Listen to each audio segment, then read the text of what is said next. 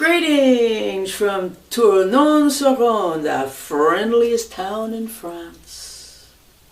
It's Saturday morning here, and there's a drizzle sprinkling down as I prepare the happy report for tomorrow, which will be Sunday, the 10th of September, 2017.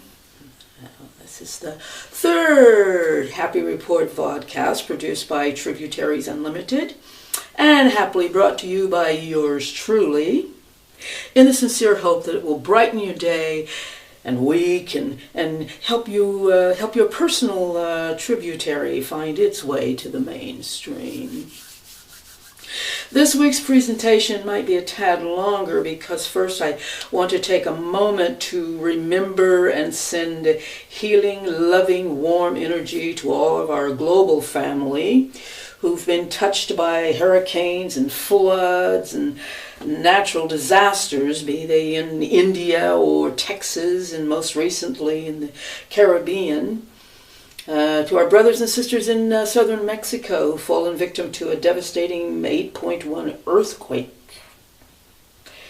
The earth, like everything else, has her cycles, and most indigenous cultures say that we must learn to live in harmony with them if we are to experience any sense of balance. My approach comes to you free of any religious doctrine or dictate, of course, but more from a core of a desire to live as one respective and respectful collective life force that's inclusive of all species. INVICTUS by William Ernest Henley was the first poem I ever memorized. I was 9 at the time, and the words spoke to me personally because of things that I was experiencing in my young life at that time. And I want to share that poem with you now. It's very meaningful. INVICTUS by William Ernest Henley. Out of the night that hovers me, black as the pit from pole to pole, I thank whatever gods may be for my unconquerable soul. In the fell clutch of circumstance, I have not winced nor cried aloud, yet in the bludgeonings of chance, my head is bloody but unbowed. Beyond this place of wrath and tears looms but the horror of the shade, and yet the menace of the years finds and shall find me unafraid.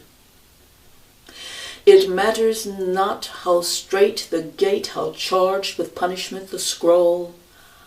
I am the master of my fate. I am the captain of my soul. It's beautiful. I've always loved that poem. It's such a meaningful poem. All right, and to happy messages. Happy message number 1 is always acknowledge the smallest of gifts in your life. And that can be anything from a smile from a stranger that you pass on the street, or a dog wagging its tail when it greets you, a cat's purr when you stroke it on the head. An unexpected gift of a chocolate eclair from a friend, just because as she passed by the boulangerie and saw them in the window, she thought of you and bought you one. The person who dropped a line just to touch base and say, cuckoo. Laugh and or smile at a minimum of 3 things every day. It's guaranteed to improve your outlook. Here on the home front, Bessie, the shoe-nicking poodle, joined me in bed this morning at 5:30. Whenever the two of us are alone in the house, she comes to me just to reassure me that I'm not alone. She's there to protect me. I'm giving her a bath this morning. She rather likes that.